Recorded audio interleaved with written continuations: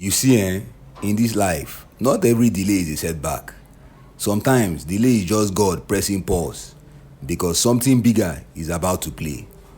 But on that particular Tuesday morning in Lagos, I didn't know that my frustration would expose one of the biggest frauds my bank had ever seen.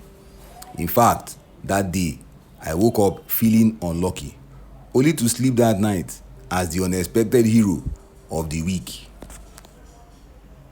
The day started like one of those typical Lagos days. Heat, horn, and headache. My plan was simple: rush to the bank, withdraw small money for my school project, then go to the cyber cafe to finish my presentation. But Lagos had other plans. When I stepped outside, a downfall conductor poured pure water on my trousers while arguing with last man. And as if embarrassment wasn't enough, my Uber driver decided to play gospel mixtape volume 99 at the highest volume, like he was trying to win a crusade competition. His AC was not working, and by the time I reached the bank gate, Sweat had already signed tenancy agreement on my back. Now, if you've ever been to a Nigerian bank on a weekday morning, you know it's not a financial institution, it's a refugee camp with air conditioning. The security man was standing like a bouncer at Quillox. People were arguing about queue numbers, and the AC inside was blowing only one direction, the manager's corner. Me, I just stood quietly, holding my ATM card like it was my destiny. I didn't know that destiny indeed was waiting inside that building. I went straight to the customer service desk to fix a small issue with my account. Apparently, my online banking had stopped working. Just a simple reset, or so I thought. But that small issue turned into a movie that even Netflix hasn't produced. The customer service lady smiled at me. You know, that type of fake smile that says, "I'm tired, but my job depends on this." She collected my ATM card, typed a few things, frowned, then typed again. Next thing, she looked at me with that face people make when they just saw something they shouldn't have seen. She said, well, she didn't say anything since we are narrating, but her eyes said, "Oga, something is not adding up here." She stood up quietly, carried my card, and went to whisper to her colleague. They both stared at me, then at the computer, then at each other. That was the moment my heart started doing bim bim. Because in Nigeria, when two people whisper about your bank account, it's either you are rich or you're in trouble. And I definitely wasn't rich. Minutes passed. Then one of them called the manager, a chubby man with suspenders that looked like they were holding his life together. He walked over, adjusted his tie, looked at my file and said something that made the others nod like actors in a Nollywood board meeting. Me, I just stood there like, "Excuse me, sir, can somebody tell me what's going on before I faint?" But no one said a word. They just told me to wait small. Small turned into big. I waited and waited. It was as if small in Nigerian English means 3 hours of confusion and regret.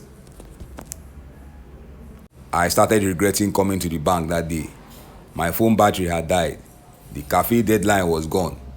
I was hungry, angry, and confused. I even began to suspect maybe one of my online transactions had bounced. Or maybe someone had mistakenly transferred 5 million into my account and EFCC was now coming. I sat there replaying my life choices, thinking about my mother's warning. Don't be doing all these online things, oh. They will use your account for money ritual.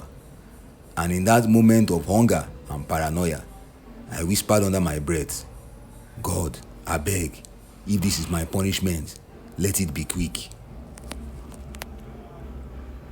But then, something interesting happened. The manager suddenly came out of his office with a group of people I had never seen before. Men in suits, carrying laptops and files. They weren't the regular staff. They looked like auditors or investigators. The entire atmosphere changed. Conversations stopped, phones went silent, Even the AC seemed to hold his breath. They walked straight to the customer service desk, my desk, and that was when I realized I wasn't just an ordinary customer anymore. I had become the center of something big. They asked for my name, account number, and when last I made a withdrawal.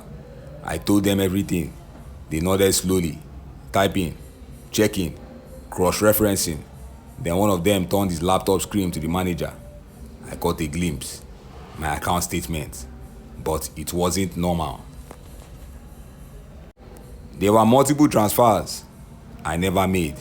Huge ones, 3 million here, 7 million there, all to random accounts I didn't recognize. My throat went dry. I wanted to scream, but I just stood there, numb. It turned out that for the past 3 months, someone had been using my account as a ghost pass-through, transferring huge sums in and out, masking transactions behind my small student account. Apparently, the internal staff had used a few dormant accounts, like mine, to route 500 million naira from company clients. And it was my simple online banking complaint that triggered the system alert. I remember thinking, so this is how my delay exposed them. Me, we just want reset password. While they were busy investigating, I was there in my corner, sweating like a goat in Hamatan. Because even though I was innocent, Nigeria doesn't always believe in innocence until you suffered first. At one point, I even managed the headline.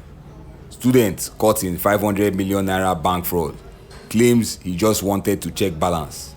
I almost started composing my prison's testimony video. But the twist didn't end there. The audit team discovered that the main person behind the fraud was a senior staff. Someone everybody respected. She was the type who led morning prayers, wore glasses, and always said, "We thank God." Apparently, she had been using low-activity accounts to launder stolen funds for months, believing no one would ever notice, until my stubborn online banking issue forced her digital tracks into the light. The delay, that irritating delay, became divine timing. By evening, police had arrived. The manager was sweating. The auditors were taking statements, and staff were whispering like market women during gossip hour. I sat quietly, watching the whole scene unfold like a movie I didn't audition for. The leader thanked me, not with money of course, because banks are allergic to appreciation in cash, but with formal letters and promises of priority service. Still, as I stepped outside the bank that night, tired but smiling, I realized something. If I had arrived 10 minutes earlier, everything would have gone smoothly. No delay, no discovery, no justice. I reached home that night and told my mom the whole story. She didn't even let me finish. She just said, "I told you not to trust online banking." Typical Nigerian mother. Your near arrest becomes, "I warned you." Then she prayed one of those confusing prayers that sound like threats. "God, whoever tries to use your account again, let them jam transformer." Days later, I got a call from the same manager. He said the fraud case had been reported to the central office, and because my complaint helped uncover the scheme, they decided to give me a 500,000 naira reward as compensation for inconvenience. Imagine, the same inconvenience that made me curse my day at the bank ended up paying my school fees and rent for a year. That was when I learned something I will never forget. Delay doesn't mean denial. Sometimes it's destiny disguised as frustration. Now, every time I'm stuck in Lagos traffic, or when things don't move as fast as I want, I remember that delay. The delay that became discovery. The frustration that became fortune. Because that day, a young student went to fix his online banking and ended up exposing a 500 million naira fraud. And the moral, when life slows you down, Don't panic. Sometimes you're not being delayed, you're being aligned. This is Nigeria, a place where patience can save your destiny. And if you ever feel like things are not moving fast enough, remember, even delay can be divine. If you wait with faith and maybe small sense of humor. Thanks for watching. If you enjoyed the story, hit the like button, drop a comment, share it with your people, and don't forget to subscribe for more stories like this. See you in the next one.